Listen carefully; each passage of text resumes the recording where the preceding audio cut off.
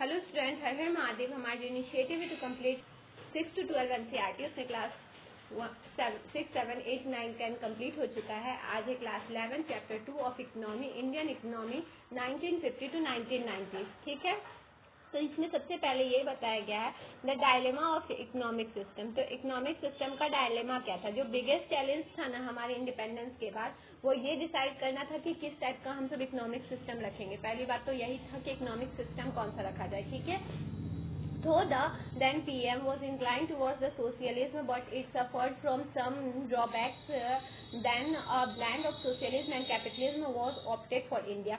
तो जो तभी के पीएम थे, मतलब कि जो जवाहरलाल नेहरू थे, वो ना सोशलिज्म को बहुत ज्यादा मानते थे। ठीक है, तो वो सोशलिज्म के तौर पे ब्लैंड थे, बट उस समय देखा जा रहा था कि उसमें ना कुछ ड्रॉबैक्स है। तो इसलिए क्या किया गया, सोशलिज्म और कैपिटलिज्म का मिलता जुलता कुछ जैसे मिक्स इकोनॉमी को हम सब अपनाए। ठीक है, the goal of 5 year plan. अब 5 ईयर प्लान फिर रखा गया। ठीक है, उसके बाद क्या रखा गया, ये चीज होने के बाद हम सब 5 ईयर प्लान रखना स्टार्ट किए। ठीक है, तो उसमें क्या होता था, तो ये 5 ईयर प्लान में क्या होता था कि ना हम सब following were goals of 5 year plan. तो कुछ कुछ ऐसे थे जो चीज को ना ग्रोथ, जैसे कि हम सब ने कुछ कुछ रखे थे कैटेगरी को, कि जिसमें ना हम सबको ग्रोथ करना है। ठीक है, चाहे वो ग्रोथ हो, मॉडर्नाइजेशन हो, सेल्फ रिलायंस हो, इक्विटी हो। ये हम सबका 5 ईयर प्लान में था कि ना हम सबको ग्रोथ में जाना है, ऊपर आगे बढ़ना है, मॉडर्नाइजेशन पे आना है, सेल्फ रिलायंस होना है और इक्विटी लाना है अपने कंट्री में। ठीक है, तो agriculture, as the agriculture during independence was stagnant following were the areas where steps were taken, land reforms, land ceilings, the green revolution and subsidies. देखो, हम सब ये चीज पढ़े हैं कि पहले की ना एग्रीकल्चर बहुत ज्यादा सफर कर रहा था। ठीक है, एग्रीकल्चर सफर कर रहा था, तो एग्रीकल्चर के लिए ना कुछ किया गया। तो एग्रीकल्चर के लिए कुछ कुछ रिफॉर्म्स लाया गया था इन्हीं सबके ग्रोथ को लेके ही, कि ग्रोथ मॉडर्नाइजेशन सबको लेके ही, कि ना हम सब इस सब चीज में अब आगे बढ़ेंगे। जैसे सेल्फ रिलायंस होंगे, तो सेल्फ रिलायंस में सबसे इंपॉर्टेंट हम सबके लिए क्या था, एग्रीकल्चर। चाहे वो ग्रोथ से रिलेटेड हो या सेल्फ रिलायंस से हो, तो हमारे लिए हमारा एग्रीकल्चर बहुत इंपॉर्टेंट था। एग्रीकल्चर का हम सब जान रहे थे कि उसमें अच्छे तरीके से ग्रोथ नहीं होता, तो उसके लिए क्या किया गया, स्टैग्नेंट ग्रोथ लाने के लिए उसमें क्या क्या डाला गया, उसमें क्या क्या किया गया, तो उसमें लैंड रिफॉर्म्स किया गया। ठीक है, लैंड सेलिंग किया गया, ग्रीन रेवोल्यूशन किया गया और सब्सिडीज किया गया। तो लैंड रिफॉर्म्स में ना जमींदारी को हटाया गया, लैंड सेलिंग में बताया गया कि कितना आपको लैंड रखना है। ठीक है, उसके बाद ग्रीन रेवोल्यूशन आया जिसमें व्हीट और राइस का प्रोडक्शन बहुत ज्यादा हुआ, क्योंकि साइंटिफिक तौर पे उसको प्रयोग किया गया, इसीलिए साइंटिफिक उसमें फर्टिलाइजर और पेस्टिसाइड डाले गए थे, इसीलिए। ठीक है, उसके बाद क्या हुआ, फिर उसके बाद सब्सिडीज दिया गया एग्रीकल्चर में, जिससे भी ना किसानों को बहुत ज्यादा सहायता मिला। ठीक है, तो इस वजह से हमारा क्या हुआ, ये चीज हमारे एग्रीकल्चर को सुधारने के लिए किया गया। ठीक है, land reforms and land ceiling. अब देखो, थोड़ी थोड़ी सी बात ना इस सब के बारे में जान लेते हैं। ठीक है, लैंड रिफॉर्म्स और लैंड सीलिंग के बारे में। तो इसमें क्या होता था, इल प्रैक्टिस जो होता था, इन्वेस्ट किया जाता था development of farms. This led to fail in output level, hence dependency. Later the intermediaries were abolished to make tillers owner of land ceiling were also place to maximum holding of land, reduce concentration of land. तो इसमें क्या होता था, land reforms में ना जो जमींदार होते थे ना, जमींदार सब अपने ट्रैप में किसान सबको फंसाते जा रहे थे, और उसी तरीके से लैंड सीलिंग उन्हीं के पास था कि बहुत बहुत बड़ा बड़ा प्लॉट उनके पास था। तो क्या होता था, किसान उनके पास आते थे काम मांगने के लिए और उसको काम पे रखते थे, और उसी में उसको ट्रैप में फंसाते जा रहे थे। यही चीज वो कर रहे थे। तो ये चीज था लैंड रिफॉर्म्स और लैंड सीलिंग में, जिसको ना क्या किया गया, हमारे इंडिपेंडेंस के बाद इसको खत्म किया गया। ठीक है, उसके बाद हुआ था ग्रीन रेवोल्यूशन। ग्रीन रेवोल्यूशन में क्या हुआ, अगेन इकोनॉमी था हमारा, ये चीज तो आपको अच्छी तरीके से पता है। तो हम सब ना कोई भी न्यू टेक्नोलॉजी का यूज नहीं करते थे, हम सब क्या करते थे, ट्रेडिशनल सीड का यूज करते थे और क्या करते थे, टेक्नोलॉजी को यूज नहीं करते थे ग्रीन रेवोल्यूशन में। ठीक है, कोई भी हम सब नहीं करते थे। तो ग्रीन रेवोल्यूशन को लाया गया, और हम सब का एग्रीकल्चर मानसून पे भी डिपेंडेंट था, तो इसकी वजह से ना HYG सीड्स और फर्टिलाइजर पेस्टिसाइड्स को मिलाया गया, और इसकी वजह से क्या हुआ, बहुत ज्यादा और साइंटिफिक तौर पे इसको फूड ग्रेन को बढ़ाने के लिए, प्रोड्यूस करने के लिए इसको यूज किया गया। और इससे क्या हुआ, हमारे जितने भी जो हम सब सेल्फ सफिशिएंट नहीं थे फूड को लेके, वो सब हो गए। ठीक है, तो ग्रीन रेवोल्यूशन में हमारे व्हीट और राइस पे बहुत ज्यादा इसका प्रभाव पड़ा था। ठीक है, तो ये चीज देखा गया था, और ग्रीन रेवोल्यूशन से हम सबको बहुत ज्यादा सेल्फ सफिशिएंसी मिला। ठीक है, उसके बाद है सब्सिडिंग डिबेट। सब्सिडीज बहुत इंपॉर्टेंट होता है, किसी भी प्रमोट करना, किसी भी टेक्नोलॉजी को प्रमोट करने के लिए ये बहुत ज्यादा इंपॉर्टेंट होता है। ठीक है, but was claimed to benefit fertilizer industry and farmer from more prosperous region। तो ये क्या होता है कि ना सब्सिडी क्यों दिया जाता है, क्योंकि ना ताकि आप ना डेब्ट ट्रैप से निकल सके और आपको क्या हो सके, आप ना बेनिफिट हो सके, ठीक है, सब जो फार्मर हो सके वो बेनिफिट हो सके। इसी का एक ही सोल्यूशन था कि उन सबको सब्सिडी दिया जाए, क्योंकि अगर वो तो जमींदार से लेते थे तो जमींदार उनको डेब्ट ट्रैप में फंसाते जा रहे थे, तो ये चीज गलत हो रहा था। तो इसीलिए क्या किया गया, इसके लिए ना सब्सिडी गवर्नमेंट के द्वारा ही लाया गया, ठीक है। उसके बाद था इंडस्ट्री और ट्रेड। इंडस्ट्री ट्रेड को बढ़ाना हम सबके लिए बहुत ज्यादा इंपॉर्टेंट था, क्योंकि ना ये प्रोवाइड कर रहा था बेटर और स्टेबल एम्प्लॉयमेंट अपॉर्चुनिटी। देखो अगर कोई भी ना इसमें रहता है, एग्रीकल्चर में रहता है, तो वो कुछ दिन काम पे रहेगा, बट उसके बाद क्या होगा कि ना उसका काम खत्म हो जाएगा, क्योंकि सीजन के हिसाब से एग्रीकल्चर में काम होता है। बट इंडस्ट्री अगर सेटअप हो जाएगा तो इंडस्ट्री में जो एम्प्लॉयमेंट अपॉर्चुनिटी होगा वो ना स्टेबल रहेगा, ठीक है। 5-year plan placed lot of emphasises on development of industry, और 5-year प्लान जो दिया गया उससे क्या हुआ, इंडस्ट्री को और बढ़ाया गया। देखो the debate of public and private sector, और फिर अब ना उसके बाद ये हो गया कि अब कौन सा इंडस्ट्री सही होगा, पब्लिक होगा या प्राइवेट इंडस्ट्री हमारे देश के लिए सही होगा, ठीक है।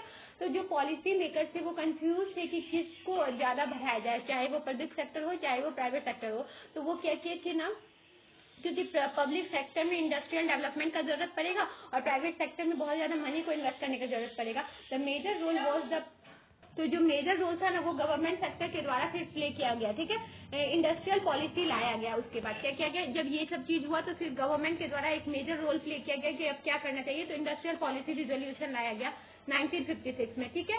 इसमें रीजनल इक्वालिटी के बारे में था। IPR 1956 क्लासिफाई कर रहा था इंडस्ट्रीज को 3 कैटेगरी में, ठीक है। पहला इंडस्ट्री ओन्ड बाय गवर्नमेंट, दूसरा था sole responsibility of state, a new unit will be state and private sector could supplement the state sector, industries reserved for private sector with sector to obtain state sector to obtain license to start। तो देखो इसमें क्या हुआ, industrial policy जो आया उसमें क्या क्या था कि इंडस्ट्री ओन्ड होंगे गवर्नमेंट के द्वारा, ठीक है। सोल रिस्पॉन्सिबिलिटी जो होगा स्टेट का, वो यूनिट विल बी स्टेट, और private sector could supplement state sector. देखो अगर स्टेट सेक्टर में सप्लीमेंट करना है तो यूनिट, प्राइवेट यूनिट और फिर स्टेट यूनिट मिलकर सप्लीमेंट कर सकते हैं।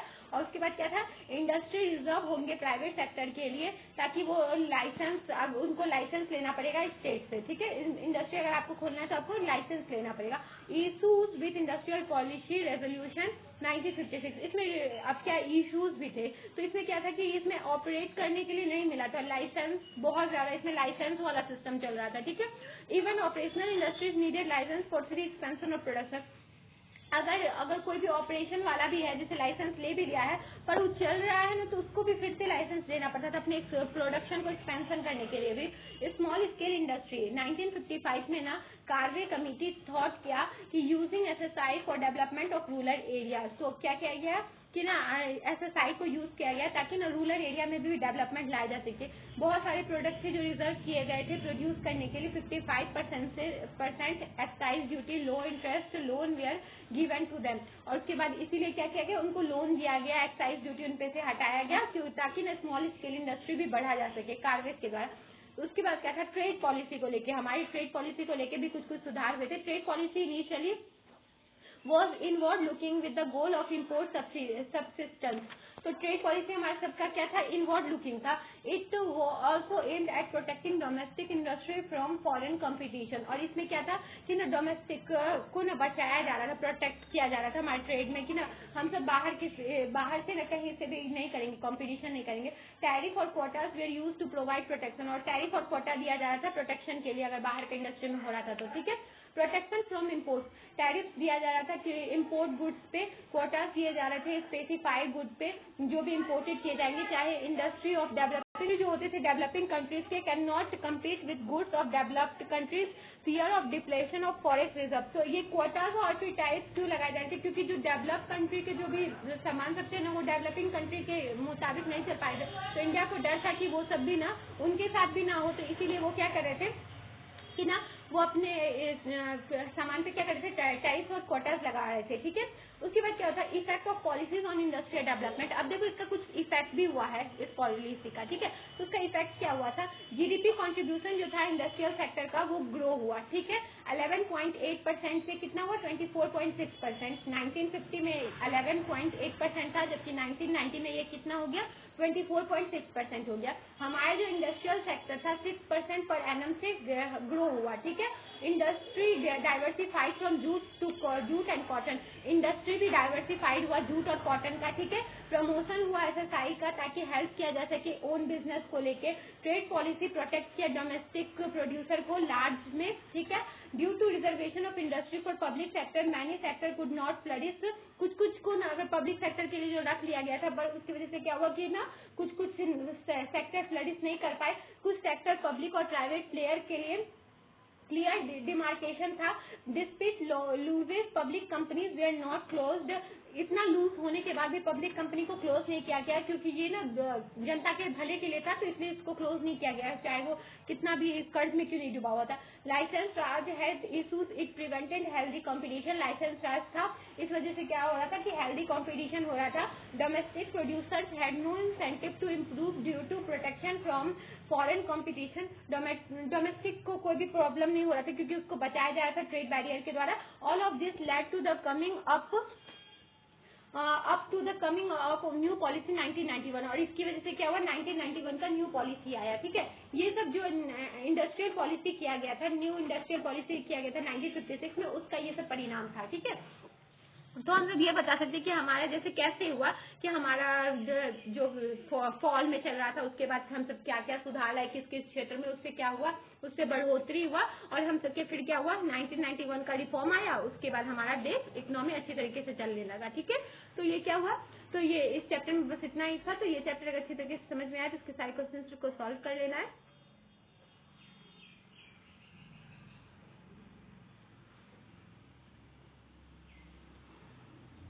अगर आपको कोई भी डाउट हो तो आप कमेंट में पूछ सकते हैं। I hope you understand. Thank you.